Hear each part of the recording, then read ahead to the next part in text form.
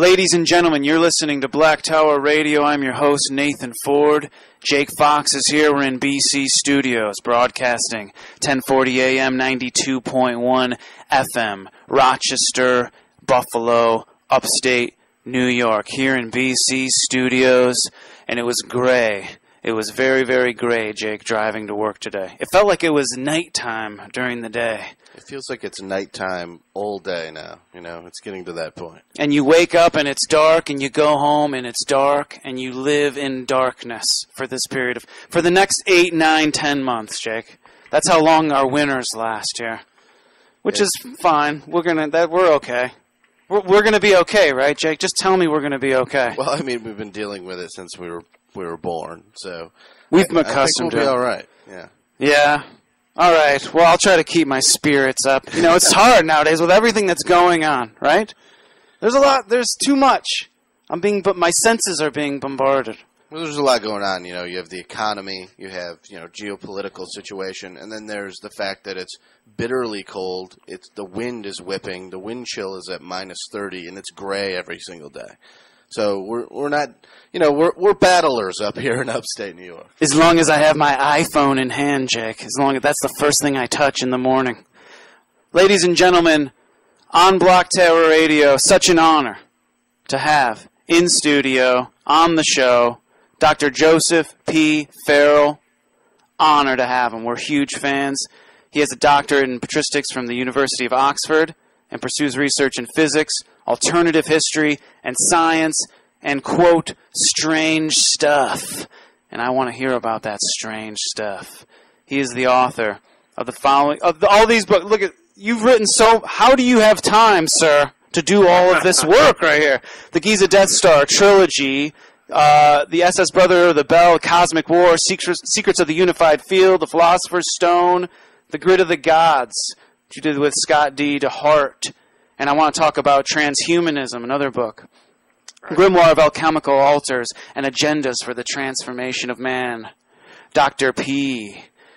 Joseph P. Farrell on the Black Tower Show. Thank you so much for taking the time to talk to us. Sure, my pleasure. All right, I want to start with transhumanism. I find it so fascinating. And since this is my show, I guess I get to direct that and dictate that. But transhumanism, in monotheistic religions, you have this idea of repairing a broken mankind to unify into a perfect being, And it's important to start, I believe, with this fallen man idea, because a lot of transhumanist thought is rooted in the presupposition that there is something wrong with us, Jake, that we are broken and we have to get better by having, either our consciousness drawn out of us, or we're kind of merging with technology, like Kurzweil says. But I wonder what the purpose of it is. Are we moving towards higher consciousness? Dr. Joseph P. Farrell on the Black Tower Show. Let's unravel this. Well, if you've been following world news and events, it's kind of hard to believe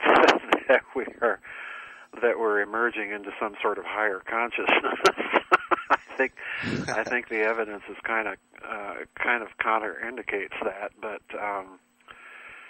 in the transhumanist thinking, when we were trying to figure out how to put the book together, and we literally were pacing the floor sometimes, trying to figure out, what are we really dealing with? And I forget if it was Scott or if it was me that finally said, what we're really looking at? We're looking at alchemy. Because if you look at alchemical texts and basically the general esoteric tradition in the West, what you really have is a doctrine of the transformation and perfectibility of man by some sort of technological means. And within esoteric lore, there's basically 4 levels. In esotericism, mankind is really a spiritual being that falls from that state through 3 different levels. So at the top of the chain in esoteric lore, you really have, for want of a better expression, what we call the masculine androgyne. At the top of the tree, you have an androgynous mankind, And that's a tradition that, believe it or not, you find all over the world, and you even find it within the church fathers, within Christianity. And then as mankind begins to fall, he begins to fall into material existence. And at the top of that chain, you have what they call mineral man. And then a level further down, the third level, you have vegetable man. And then finally, at the lowest level, you have animal man, which is supposedly what we are now. And it's interesting, if you look at those four levels, androgyny, mineral man, vegetable man, animal man, if you look at it, in a certain sense, it almost exactly parallels the basic kind of cosmology that we have been taught today, because in the Big Bang version of cosmology, you have the creation of the elements first, in other words, the minerals. Then you have, over a prolonged period of time, you have the creation of vegetable life, and then finally you get animal life. So they're talking essentially in the same sort of progression. What the transhumanists appear to be doing, or to us anyway, was that they were trying through technology. If you look carefully at what they're doing, they're talking about, engineering, genetically engineered foods, changing the composition of mankind. And then if you look at some of the transhumanists, you mentioned Ray Kurzweil, he's been very big on the idea of fusions of computerized information processing technology in mankind to expand his consciousness, download consciousness, upload consciousness, and so on. So really what they're trying to do is they're trying to reverse engineer that process of the fall and work back up the tree. They're trying to engineer fusions of mankind in the animal world. They're trying to engineer fusions of mankind and the vegetable world, mankind in the mineral world. You see that very clearly in Kurzweil. And there are even some people that are out there that suggest that they're actually ultimately trying to engineer some sort of androgyne to desexualize humanity. We think of test tube babies and so on. Now they've got stories out there about genetically engineered mice that have 3 parents, not 2. What would be the ultimate purpose of having an androgyne? Well, if you look back at some of the texts, Plato in particular in the Symposium, or even the Mayan Popol Vuh on the other side of the world, believe it or not. And this is even kind of suggested in certain Jewish and Christian tradition as well. What you get is the suggestion that mankind in that state had a much higher level of awareness and knowledge and so on. And that's very clear. I mean, that's just boldly stated in the Mayan Popol Vuh. You get a hint of it in Plato's Symposium.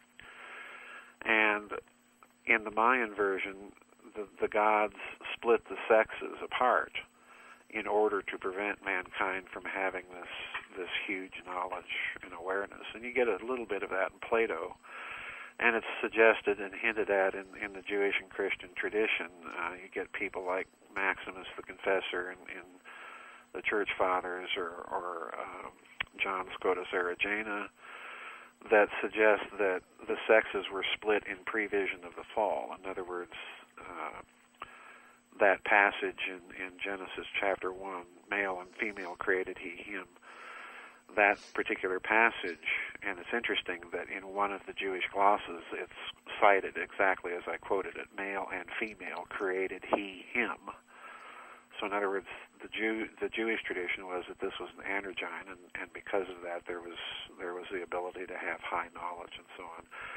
So if they're trying to reverse engineer that stage of the esoteric version of the fall, then obviously one of the reasons that they'd be doing it is they think it will enhance human knowledge and consciousness.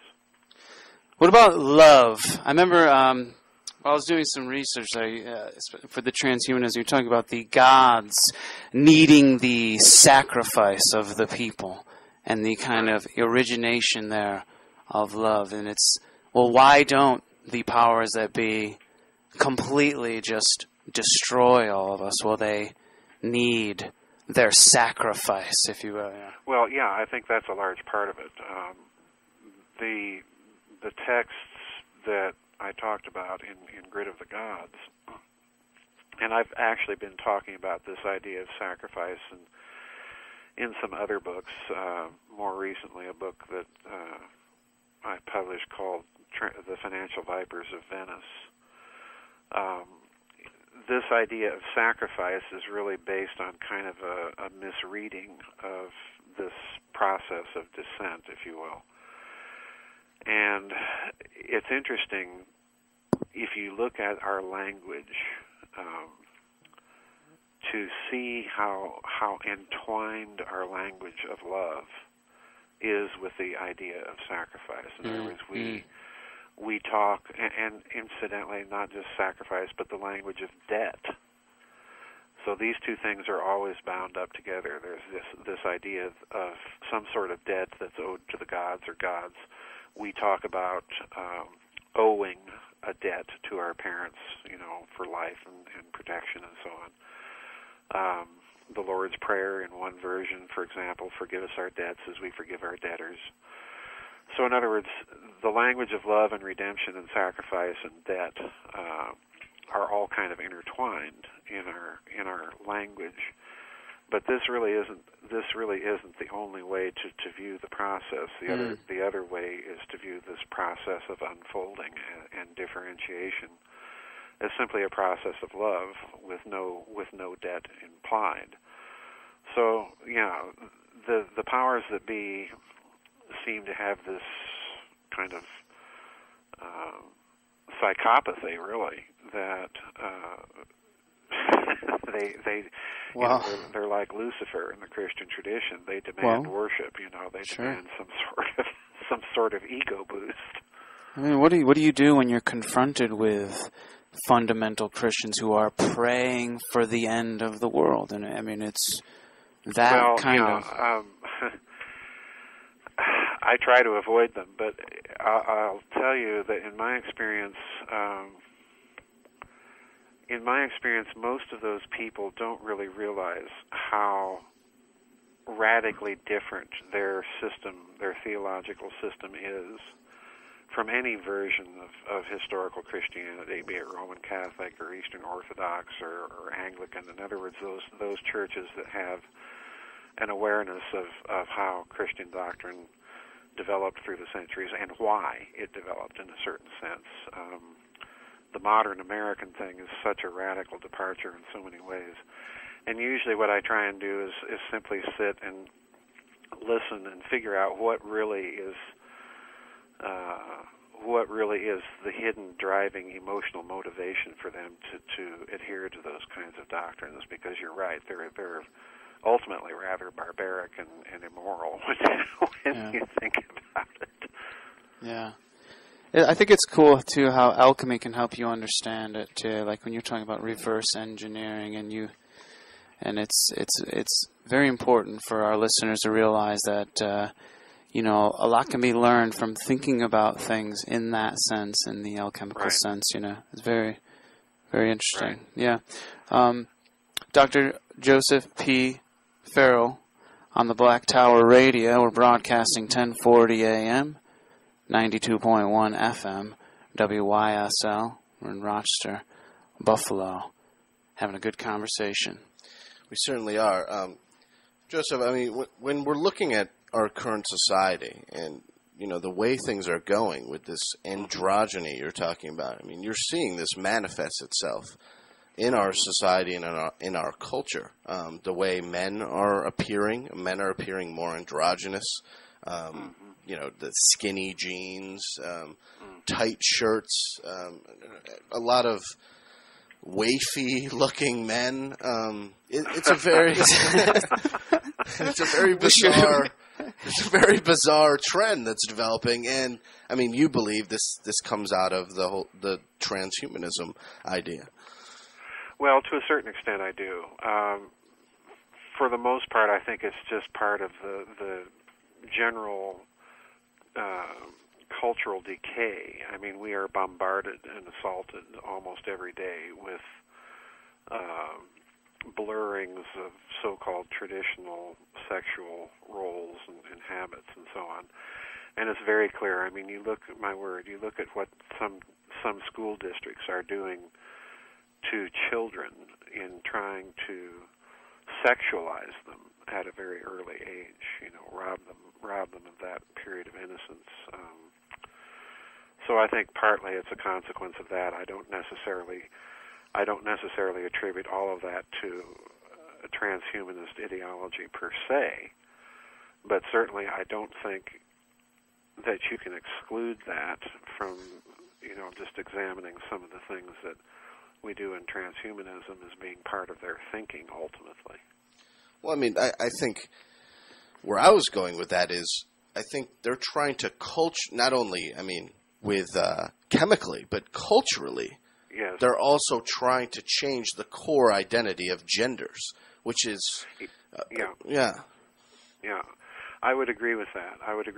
And one reason I would agree with that is simply the use of the word gender itself. I remember when I was young and just beginning to fill out job applications and so on, they would have a little box where you would check, and the boxes would say sex, all right, male or female. And later on, it changed to gender. Well, gender is actually a linguistic property. It's not a sexual property. Gender is something that you encounter in languages like Greek or German or Russian and so on, where you have different words that are put into different genders, masculine, feminine, neuter in some cases. And I think to a certain extent, this whole gender linguistic agenda is part of what this process that you're describing, is that they're trying to change people's consciousness of what that means. And it's a purely linguistic artifice, really, when you boil it right down to it, because people ask me, what gender are you? And I tell them, well, in this language, in German I'm masculine, in some languages I'm neuter. Oh, no. If you're asking me what my sex is, well, obviously I'm a male. So we're talking to Joseph P. Farrell on Black Tower Radio. Dr. Joseph P. Farrell is a doctor in patristics from the University of Oxford, pursues research in physics, alternative history. I like that, alternative history. I would just call it history, right? I mean, you mean you're talking about history, right? Okay. But my question for you is when we're talking about transhumanism, we're talking about this idea, the androgynous man, we're talking about this. Are we meant to think that this is a system of control that is held by what you call the breakaway civilization? Are we meant to think of it in that term? Can we make that connection? Well, I certainly think maybe not so much control, but at least influence. It's interesting that you connect the idea of Richard Dolan, the UFO researcher. That's actually his insight, this idea of a breakaway civilization, a group that has access to extraordinarily sophisticated and exotic, off-the-books technologies, and I certainly share that view that such a group exists on this planet. But it's interesting that you connect the idea of transhumanism to that group, because I've often thought the same thing, that all right, if you've got the technologies to do some of the things that Ray Kurzweil is suggesting, if you have the technologies to engineer chimerical genetic hybrids, manimals is what actually some geneticists call it, pigs with human blood and mice growing brains with partial human brain cells and so on and so forth, which are, it sounds bizarre and it sounds wild, but those types of things have already gone on. So if you've got this technology in this breakaway group, sure, you're gonna have a cultural effect. It's going to have an effect on the way that you perceive humanity and culture, and certainly that's going to leak out in some form, I think, of influence in the broader social context. Well, I mean, you're seeing it coming out of the United Nations with that Yes. Emma Watson program, the more hashtag activism, hashtag he for she, and she's talking about, she's going on these talk shows and talking about, we shouldn't be thinking of gender as, two opposing sort of ideas, which, I mean, I agree with. They're not opposing ideas, but she said we should be more thinking that gender is on a spectrum. And I'm thinking to myself, no, that's kind of not how it works at all. Gender is not on a spectrum. Female and male genitalia isn't a sliding scale.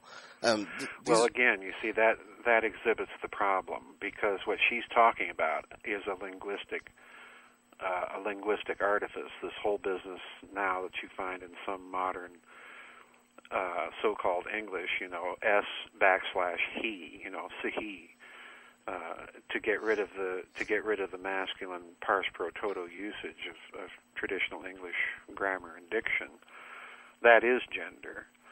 Sexuality, yeah, that's a different matter. But Kinsey helped get that started with his studies of sexuality way back when. But yeah, I think there's two different things. I think gender and sexuality are two very, very different things.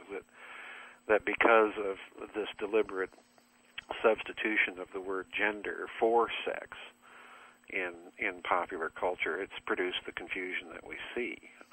In that sense, I'm incorruptibly old-fashioned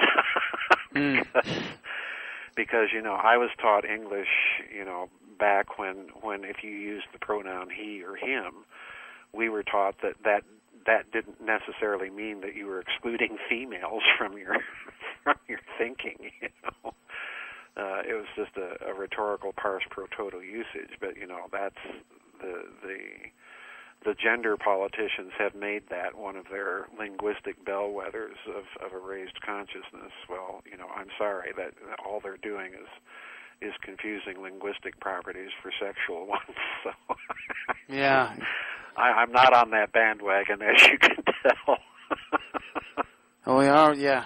Dr. Joseph P. Farrell, our guest on Black Tower Radio, doctor in patristics from the University of Oxford, and just having this conversation you deal with.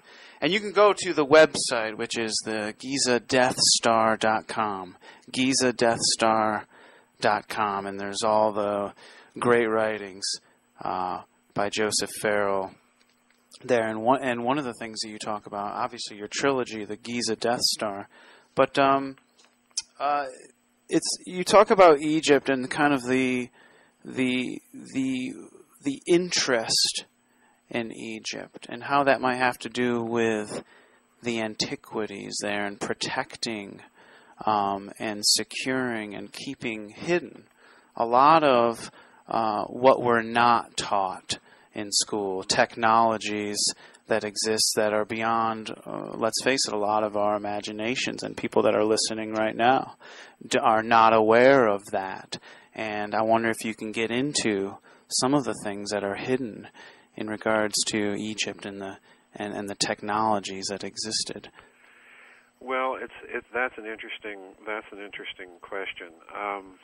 I'm definitely one of those that thinks that when you look at the incredible engineering that went into the construction of the Giza complex, that you're looking at things, I mean, my word, just the Great Pyramid alone, you're dealing with things that have perplexed engineers that have looked at that structure, trying to figure out how in the name of sense could anyone with the standard Egyptologist toolbox of copper saws and diorite and slurry and all of this stuff have constructed this dang thing and do so with almost perfect optical precision and orientation to the cardinal compass points and do so with building little dimensional analogs into the structure of properties of local celestial space and so on and so forth.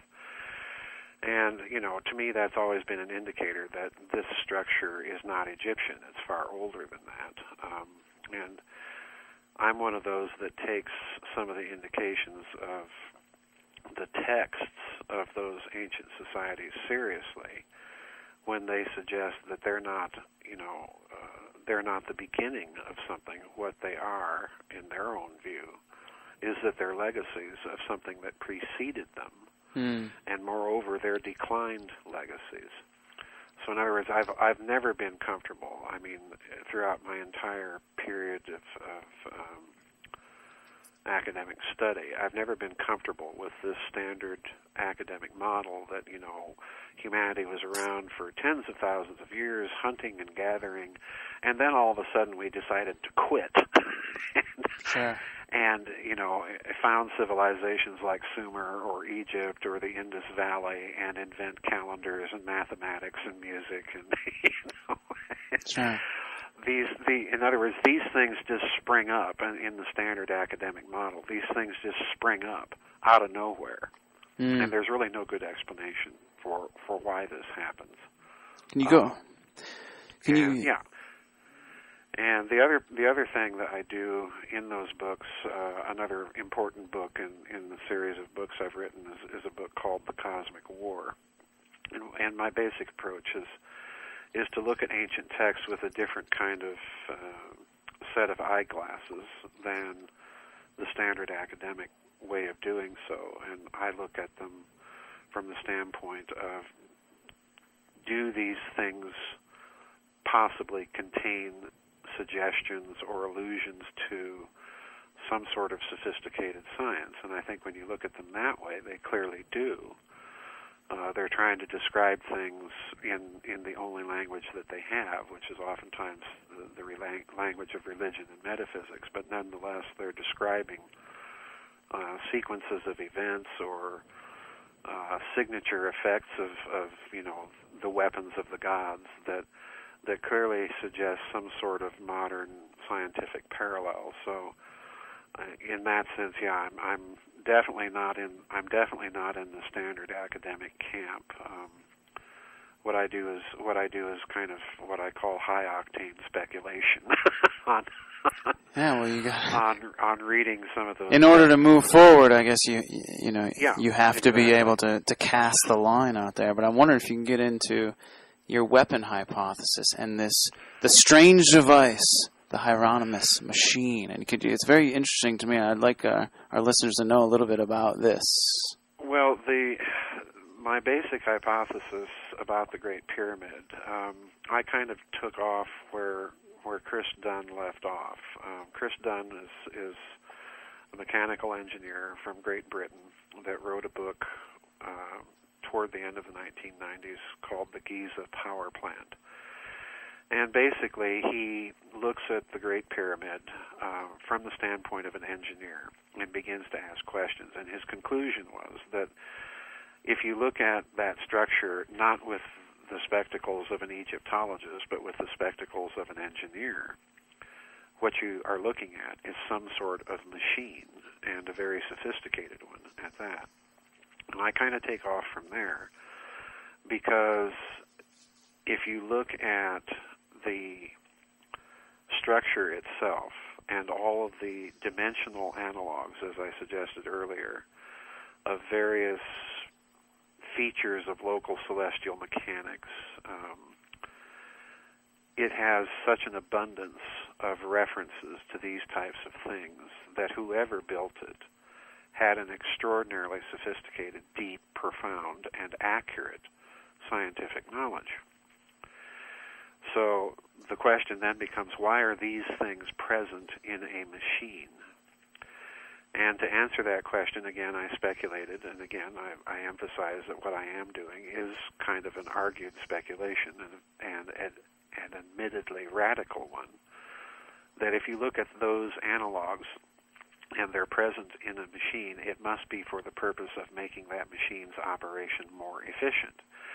And that in turn raises the question, well, why would you have analogs of, say, the distance of the Earth from the Sun, or why would you have analogs of the speed of light, and so on and so forth? Why would you have analogs of the circumference of the Earth, and on we could go. All these things are present in the structure. Yeah. Well, if they're present in the structure for a functional purpose, then that would suggest that this machine is designed in some form or fashion, is designed to manipulate or be an oscillator to some of the properties of local celestial space.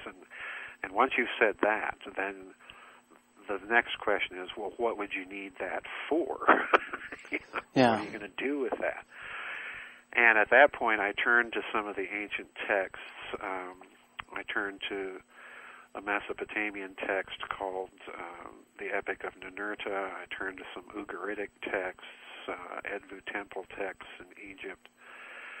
And what they all indicate is that there is, and I get into this in the book called The Cosmic War, they all indicate a unique set of concepts are related in the ancient mind. And the concepts that are related in the ancient mind are mountains, are always associated with planets, are always associated with the gods, are always associated with pyramids.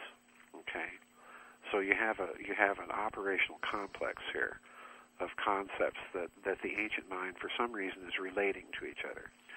And then once you read these texts, it becomes very clear that these mountains or pyramids are always thought, in some sense, to be some sort of divine weapon. They're always associated with this cosmic war and so on and so forth. So I came to that conclusion that, okay, they're looking at these structures as weapons of some sort. Can we then speculate on a few principles of modern physics as to how that might work? And one of the things that becomes very obvious is that the nonlinear material that the pyramids are made out of, particularly the Great Pyramid, they're all piezoelectric materials, granite, limestone, and so on, that contain small electric charge that's under enormous stress, of course, with the weight in the pyramids. And these things are then natural resonators, if you will, to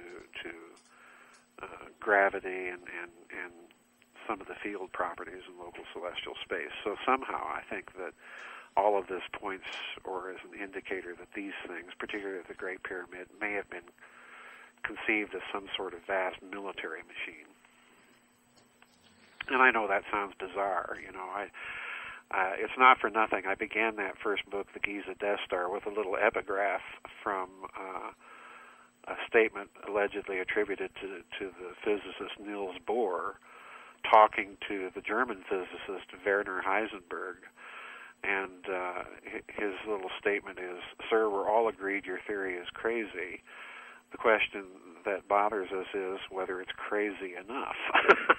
So, I hung that as the epigraph over all of those pyramid books because, yes, I grant you it's a very radical, strange, bizarre type of hypothesis. Is there any idea of what kind of military machine it would be, or what it would be used for? Well, if you've got a machine, bluntly put, if you've got the capability, if you've got a machine, if you've got a physics that allows you, in some form or fashion, to play with the fabric of space-time itself, or to use another expression, the zero-point energy, or the quantum vacuum flux, and so on and so forth. In other words, if you can bring by some technological means the physics ability to manipulate that down to the laboratory bench, so to speak, then potentially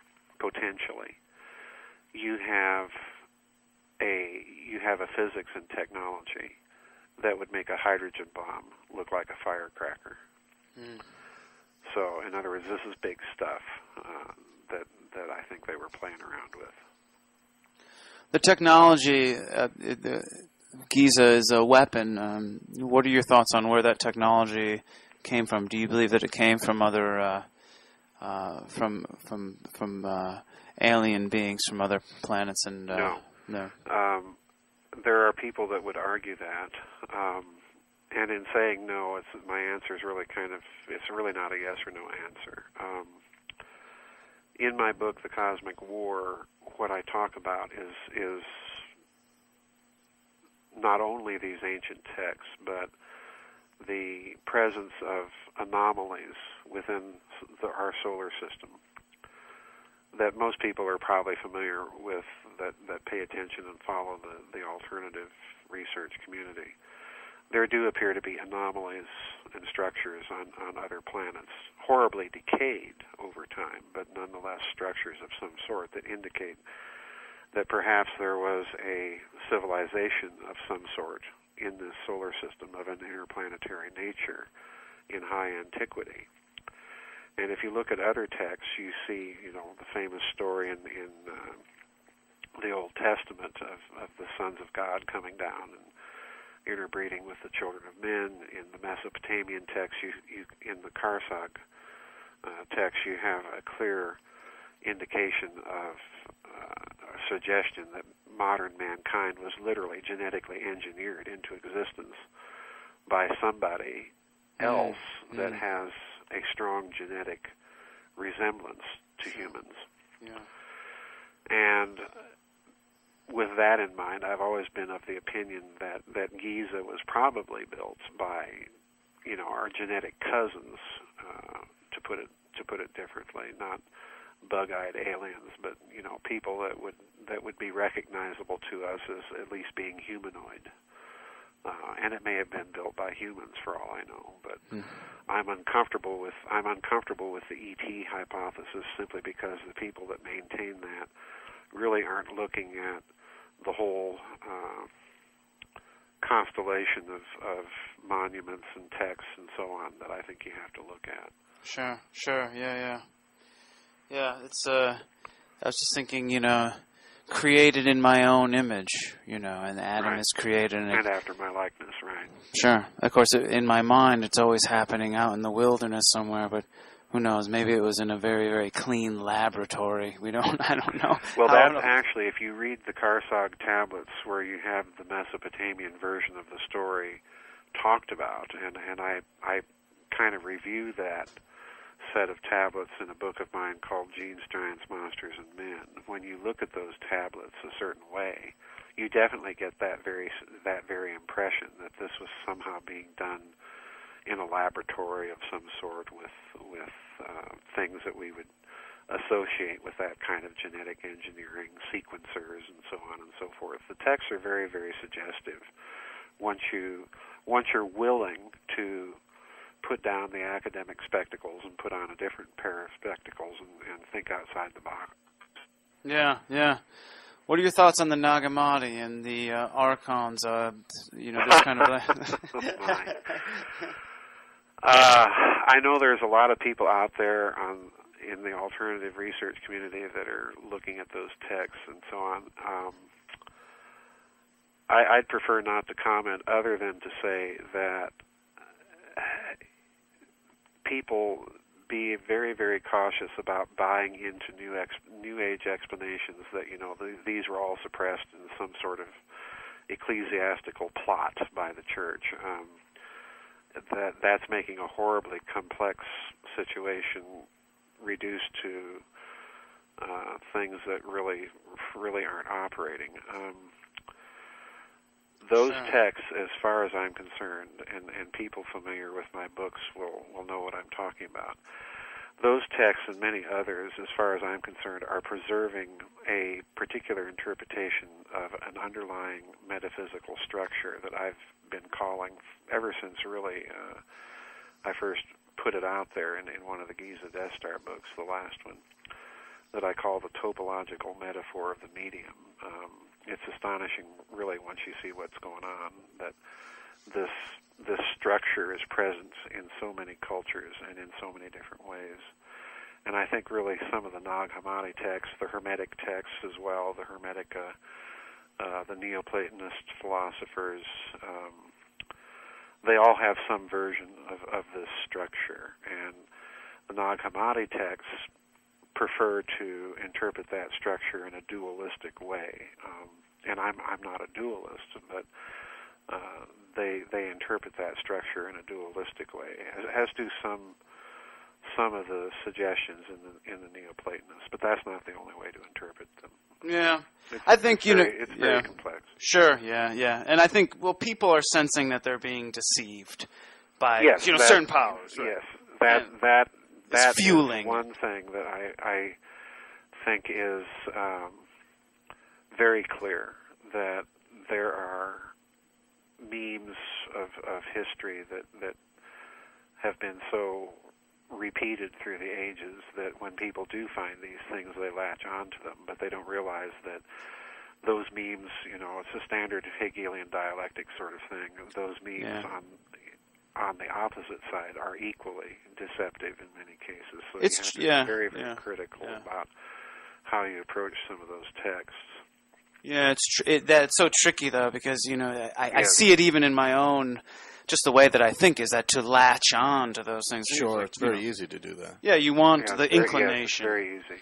But I guess the question, for a lot of people is that it is in fact that it feels like we are being hijacked of, our own individual spiritual impulses that I do personally, and I don't know, I feel, Jake, we've talked about it, that we have inside of us that existed before whatever manipulated it, and X, Y, and Z. We can discuss and we have been discussing how it's been manipulated, but we do agree that, and people do feel an anxiousness over being hijacked of these individual spiritual impulses, and I guess I would say, well, then, of course, the reasonable person would ask, well, how can we get back on track? What would you suggest? Is it, how you hypothesize a lot in your books, is that part of the answer? Should people be batting around a lot of these ideas and having these conversations? Absolutely. Sure, that's, absolutely. yeah. Why? Well, I tell people, I get similar questions like that all the time. And the first thing I tell people is, if you feel hijacked, then turn off the influences that you think are hijacking. It's good advice. There's in that. In my case, I watch so little TV. I haven't turned on the television set to watch the prostitutes on major lamestream media, as I like to call it. You nailed it. In about 2 months. I don't listen to talk radio. So, in other words, turn off the influences that have been peddling the make-believe matrix version of reality. Sure. And then the other thing to do, I strongly advise, is to try as many different sources of information as you can. In other words, you don't have to turn off those influences, but at least get other ones working in the way you access information. And then the third thing I used to tell my students when I was teaching, and I've said this many, many times, people have to learn to trust their own mind. They have to learn that just because a quote-unquote expert says it doesn't make it true. Sure. Just because a person has PhD behind their name doesn't make it true. So, in other words, don't be afraid to challenge the experts, to think differently, to draw your own conclusions and hypotheses. In my books, I say over and over again that what I'm doing is argued speculation, and it may be right, it may be wrong, and more people need to do this. Use your own mind, use your own heart. Don't allow them to collectivize you into this group or that group. Be an individual. Take responsibility. Sure. Yeah, I think it's great advice, and I think even deeper, there's arguments that what we need is spiritual discipline. So therein you have kind of this interesting thing. I think part of what organized religion does is that it plays off the very the strong desire within man to kind of cling to something, and it's like an inclination of man to want to believe, this sort of life preserver sort of thing. And I wonder, if that's something that should be recommended, spiritual discipline in some capacity, or having something that you return to. You say knowledge, right? the pursuit of knowledge and these sort of things. But is there spiritual discipline involved as well? Returning. Well, yeah. To trust your own mind and trust your own heart is a spiritual discipline. Yeah. Because most people, once you really understand the full depth of what that means, what it does is it immediately raises the question, who am I and why am I here? Mm. And everybody, people can only answer that for themselves, ultimately. Yeah. Well, that's really hard to do. Why you got to tell us something hard to do, man? Come on. It is hard. It is. It's hard because it's, because what it does is that it affects every fabric of our decisions. It's not something that's, very easy to deal with because it affects everything down to relationships. Not to bring it to a personal level, but it affects relationships down to the people that we're actually spending time with and Exactly. where we are in place and time. And so there are sacrifices involved, I guess, with keeping that open mind. And thank you for reminding us of that. Dr. Joseph P. Farrell, our guest on Black Tower Radio, doctorate in patristics from the University of Oxford. University of Oxford, nice. What was it like there, University of Oxford? Oh. Some crazy parties? There's some crazy parties going on there? Well, my friend Dr. Scott DeHart also went to Oxford. Our nickname for the place is the Old Fiend. Because at least when we went there, I can't speak for what it's like now. I hear these rumors that it's becoming more and more like an American university. God help us. Yeah. Oh, yeah. But when I was there and when he was there, it still had that distinctly Oxonian quality. The only way to describe there is nothing equivalent. Absolutely nothing equivalent in the American academic experience to that place, because I literally stepped off the train station on the western part of the city when I first arrived there to start studying, and I looked out over the spires of the city, and I just felt this immense pressure and weight. Yeah. Because literally you're walking with ghosts. You're walking with Tolkien, with C.S. Lewis, with Alexander Tome and Stephen Hawking, and all the people that have been associated with that place, and you're going into where they went and handling the books they handled. And I went into the Duke of Humphreys library, I think it was, when I was there, and was looking at music manuscripts, that were there of famous composers and old texts. And the weight of it is heavy because in Oxford there are absolutely no classes. You're not required to get your name ticked off in a roll call book and attend X number of hours and so on. It's entirely up to you, whether or not you succeed or fail. And you only know that at the end of your studies when you present your work, and there's an oral examination which takes quite a long, painful time to get through. And there's no retakes. That's the other pressure. There's no retakes. What you get is what you get.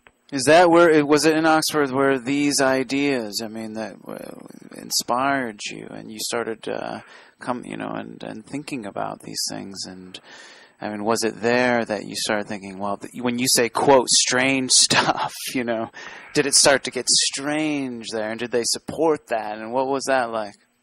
Well, I had most of these ideas before I went there, but Oxford does have a reputation of liking originality if you can argue it. Sure. That's the big problem. Everybody there.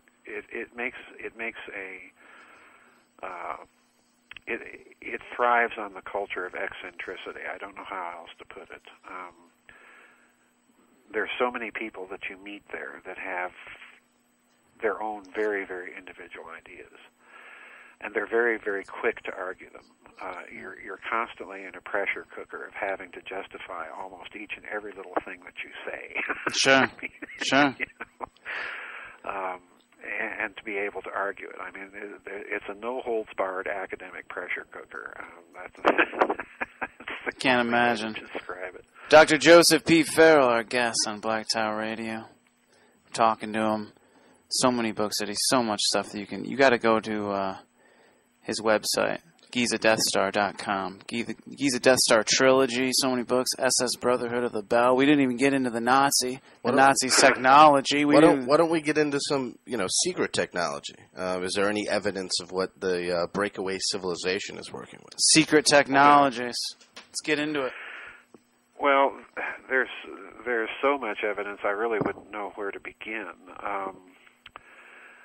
There's an excellent book by another researcher in this field, not very well known, but he should be, by the name of Jerry Vassilatos, who published a very thick, I think it's about 500 to 600 pages thick, spiral-bound book called something to the effect, Secrets of the Cold War, or Cold War Patents. And all this book is nothing but a collection of patents that he has pulled from, say, the middle of the 1950s on up to the early 1990s from the U.S. Patent Office. And just sitting and reading these things is really quite a shock. And this is public and open record. Once you absorb those, then you can sit and consider some of the story of Mark McCandlish within the UFO field and what he has been digging up with the so-called alien reconstruction vehicle. And again, he's not just simply telling a story, because what he's trying to do is back-engineer the physics from the details of the story that he was told. So he's contacted physicists like Hal Puthoff and people like that, and thrown out his ideas and asked them if they've made sense. And what you end up with is a clear case that, there's some sort of off-the-books physics. In my work, I've talked a lot about the Nazi bell, and I've attempted to do more or less the same thing, is to simply say, okay, let's accept this story and its details for the sake of argument. Can we, from those details, reconstruct a possible chain of reasoning from the extant physics literature at the period, and see perhaps what they might have been up to? Can we reverse engineer the physics? And indeed we can. So there's so much out there. Tesla, another case, his Colorado Springs notes of what he was really up to, those are quite illuminating. So there's all sorts of technology that's out there, and then you add to this the fact that things like radar stealth and so on and so forth. Well, these planes, when they were revealed in the 1990s, but they had been around for about 20 years prior to that. So it does make you wonder. Now, in this country, we have the Defense Advanced Research Projects Agency. A friend of mine gave me the suggestion that it should be called the Diabolically Apocalyptic Research Projects Agency. But DARPA in this country, to give you an idea of what I'm talking about, DARPA has publicly come out and called for the United States to be warp capable in 100 years. In other words, Star Trek.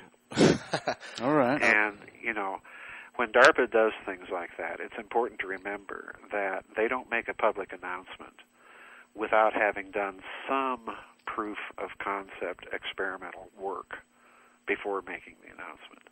Huh. So it leads you to wonder just exactly. Going warp is within our grasp. That's awesome. Do you want to get into a little bit what Tesla was actually working on in his Colorado? You said. Well, I talk about that a lot. I do think that Tesla was dealing with a kind of electroacoustic wave rather than the standard Hertzian wave. And to give your listeners a simple analogy of the difference, if you want to understand a Hertz wave, just stand two people up in a room and suspend a jump rope between them and have one person jerk the rope up and down. What it will do is it will translate a sine wave from one person to the other. But most of the energy in that wave is lost in the jerk. Most of the energy is going up and down. All right. A longitudinal wave is very different. A longitudinal wave is sound. It's a wave of compression and rarefaction in some medium. So if you want to understand what a longitudinal wave does, take the same two people, but put a yardstick between them, and have one person pulse the end of the yardstick. That pulse is almost instantaneously transmitted to the person at the other end with very, very little loss of energy. So I think what Tesla was doing was he was experimenting with a kind of electrical version of that longitudinal wave rather than a Hertz. And that's a very, very different thing. And Tesla was very clear. He definitely believed that there was some sort of medium of propagation for electromagnetic energy, which of course put him at odds with post-Einsteinian physics to a certain extent and to a great degree. But yeah, I think that's exactly what he was working on. So you think the Breakaway civilization potentially has this technology? Because I know they have a lot of Tesla's ideas and writings. The government sees them. I mean, do you think we're dealing with a Type 1 civilization, an interplanetary civilization? In a certain sense, yes, I do. I don't know how much time we have left here, and I'm kind of watching my clock. I don't want to run over, but just keep when you going. mention Type 1 system, you're talking about a classification scale of supposed or hypothetical extraterrestrial civilizations that was invented by the Russian astrophysicist by the name of Dr. Nikolai Kardashev. It's called the Kardashev scale. And a Type 1 civilization, for people that don't know, is a civilization that requires the energy output of an entire planet. A Type 2 civilization is a civilization that would require the energy output of an entire star. And a Type 3 civilization is a civilization that would require the energy output of an entire galaxy. All right. Now, in my writing, I've kind of developed what I call the Farrell corollaries. That it's really not the energy requirements that would distinguish a civilization, but rather their ability to engineer systems of a planetary scale and systems of a stellar scale. In other words, to engineer systems that could produce effects on a planetary scale or that could produce effects on a stellar scale and so on and so forth. And when you recast the classification system that way, I think very clearly humanity is on the cusp, if not already just barely across the line, of being Type 1, because we do have technologies that enable us to manipulate systems of the planetary scale of the Earth, things like HARP and its manipulation of the ionosphere, which is a planetary scaled system. And it may even have the possibility of some stellar resonance effects. So even the possibility that we have systems of a Type 2 engineering capability. So yeah, put it that way. Yeah, I think we're definitely either, if not there, we're definitely on our way. Yeah. Do you think there are people who travel to Mars, say, or we have the ability to travel to Mars freely and regularly? Well, it's interesting that you asked that question because the former head of the Lockheed Skunk Works, the late Ben Rich, after he retired, made a number of very, very curious statements. He was heard and people witnessed him saying in meetings of engineers things to the effect that, number one, we found an error in the equations and now we can take E.T. home. things of this sort. Oh no. And for the head of Lockheed Skunk Works to be saying something like that, he's either deliberately spreading disinformation and some sort of psyop, or he's letting part of the cat out of the bag. And I think it's the latter, because that statement about finding an error in the equations, to me, says that they were dealing with some aspect of a hidden physics that is very different in terms of its paradigms than the public consumption physics that were fed. So it has the ring of truth to me, and if that's the case, then you're going to be developing technologies that are totally off the books. Again, I go back to Mark McCandlish and his alien reconstruction vehicle and his attempts to back engineer physics. So yeah, I think the technology exists. It may very definitely give us a much more practical off-planet capability. And the third indicator to me that we have something is all of this public talk recently that has been occurring in, say, the last 3 to 5 years of going out and mining asteroids. All right, and in one version of the scheme, you have them going out and snapping an asteroid and parking it in moon orbit and mining it. Well, folks, the fact that NASA, the ESA, the Russians, anybody with a space program is all of a sudden talking about this means, to my mind, that chemical rockets, just, these big, huge, expensive bottle rockets, just ain't gonna be able to do the job and do it profitably and practically. So the very fact that they're talking about these things, to me, is a little suggestion of the possibility they've got some other hidden technology that would enable them to be thinking in these terms. Makes me think about man's ego, just how it's endless, we have this, it's not good enough that we completely control the whole world. We have to spread out. We're just heading in that direction, from town to city to the world, and now we're just reaching our tentacles out to the rest of the universe, and where does it stop, What's the motivation, though? I always wonder about what the intent. We always talk about intent, and it's money, I guess, to create reasons to make money. Well, money. Sure. Okay. Well, I guess we have a double dose of that in this country culturally. I mean, we have the idea of frontierism that's a part of us. We also have this insatiable greed as a culture as well. So we have a lot of motivating factors culturally that will bring us to that level. The materialism of our culture, yes, absolutely. The frontierism, as you say, I think is another big. Yeah, but a lot of these guys want the world to end. I mean, they're putting Bible verses on the bombs. You know what I mean? Come on. So I don't know. It's counterintuitive. We're in the 100th anniversary of World War I. They were doing that, on artillery shells. Yeah. World War I, so it's not new, Yeah.